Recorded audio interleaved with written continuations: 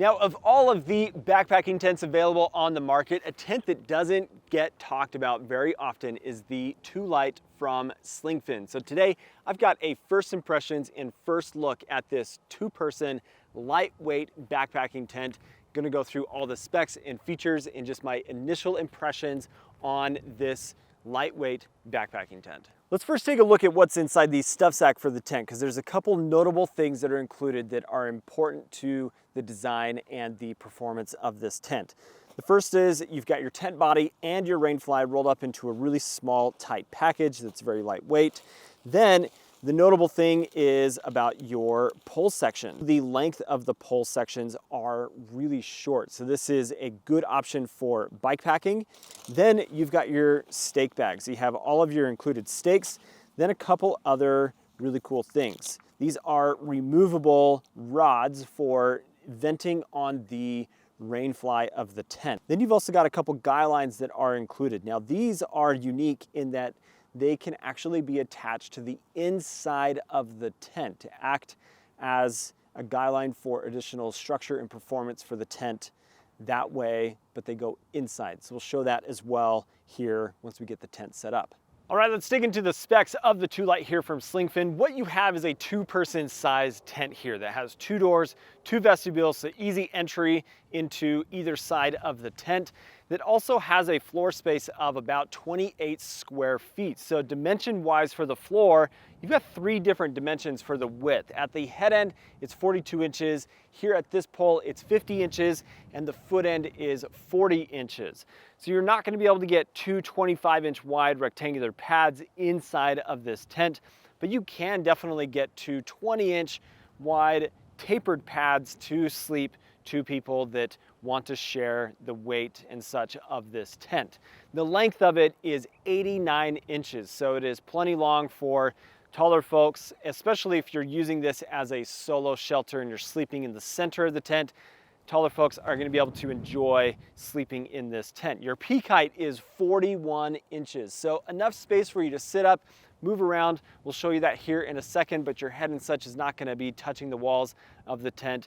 If you are sharing this with another person, maybe you're changing and not up at the same time, so you're not knocking elbows and hitting somebody in the face, because it is a lower profile tent in that way with a dedicated head end and foot end, but it is really nice in those design qualities to be really storm worthy as well.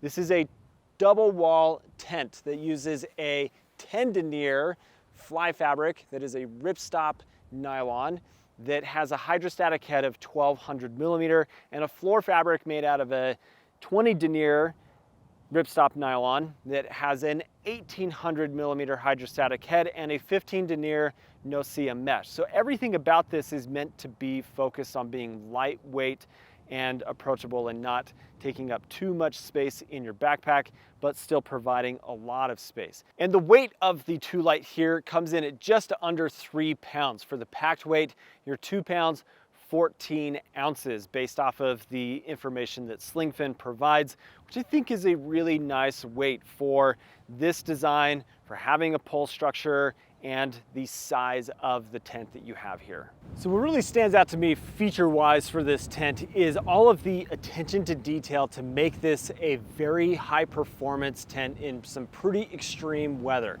Now this is a nylon tent, which means that when you have really heavy rains and such, that nylon is going to take on some water and it is going to stretch. But at every single stakeout point, you have the ability to tension that nylon to continue to make that nice and tight. But it's all of the other little detail things that really stand out. Like down here at the bottom of the vestibule zipper, you have a clip that allows you to zip this down and clip that closed so that in really extreme winds and such, that is not going to rip open and then be a problem. But then on the inside of the tent, you also have some internal guy lines that go from corner to corner in an X that make this very, very strong and very stable. So across this whole side right here, from this stake through the pole down to the other stake, you've got an incredible amount of structure that makes this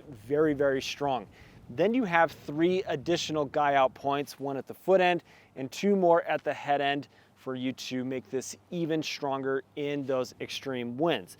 Now, an important part of the design of this is in heavy winds and such, even on gusty days like I've got right now, that you can see the foot end being pitched into the wind is going to make a big difference in the performance of the tent. I'm not going to want to put this big head end panel into the wind, but if that was a last resort, that would still perform just fine. And using those guy lines and such are going to make this really strong.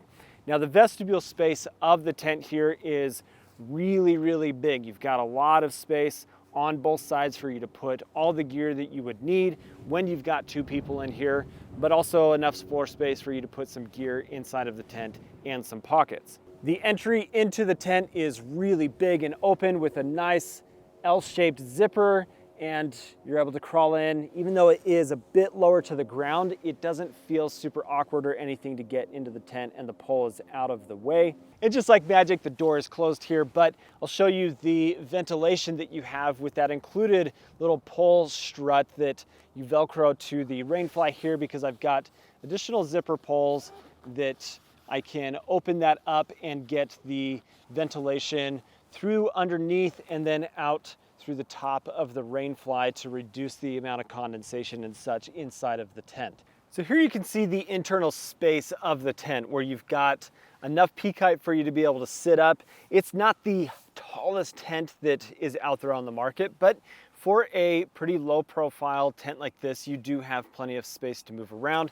If I move to one side, I can still sit up, and even though my shoulder is rubbing against the mesh of the tent, there is enough space between the mesh wall as well as the outer fly that you're not going to have condensation being a problem. I really, really like how much space you have between the mesh body and the fly of the tent. But if I'm sitting in the center here at the widest point, being that 50 inches, I've got still plenty of space here above my head. But let's note the internal guy lines here that just provide so much structure for the tent when you have really, really heavy winds. So they are in an X pattern down to a loop on each corner, and it just makes this a really, really strong and stable tent in those extreme weather conditions. And that's something that makes me really excited about using this when I'm in an alpine setting. Something else is the pockets that are available. You've got a big mesh pocket here on the side, as well as this side, and then above you are a couple of little triangle pockets for you to put a headlamp, chapstick, whatever small little things that you want easy access to. And then you do have one more small tiny pocket here at the foot end of the tent. Now, something else that really stands out to me as little details that I love about this tent is at each of the zippers, you have additional zipper poles that are sewn into to make it, if you do have a problem with the zipper, with sand or dirt or just it separating, you're able to easily in the field repair the zipper on all of the zippers that are here on the tent. So you've got them at each door and on each vestibule. Now, something else I'll note about the rainfly here is when I have this big door opening, so when I am not dealing with crazy winds or rain and such, I can really open this tent up and get awesome ventilation and some stargazing opportunity, because I can also loosen this stake right here and unstake it, and I'm able to roll back this side of the door as well. So I get that big open airy feel with a tent like this, but then it makes it super easy to bring that back down, button things up in the event that I get heavy winds or rain and such, and need to just be a bit more protected than having it like this. Now, another feature option you have with the 2Lite is to save some ounces in the pole set by getting this conversion kit, which is called the Trek conversion kit, where you remove the clips at the head end of the tent and attach this to your tent body so that you're able to insert trekking poles for the structure of the head end of the tent. Now this is going to save you about 4 ounces of weight and make it possible for a little bit smaller pack size with the poles, and just utilize trekking poles if you are already using those while you're out on a trip. So I'm going to attach this little webbed piece here. Then I'm going to take the pole that's included with the conversion kit, and I'm going to slide it into the sleeve. And I've got a little grommet here on both sides that this is going to slide into. So that's going to create a pole across the top. And then I'll take my trekking poles and I'm going to slide my handle end into the pocket here at the top and drop the tip of the pole into the grommet down there. And I'm going to do the same on the other side. So I'll extend my pole until it's pulling tension on the body of the tent.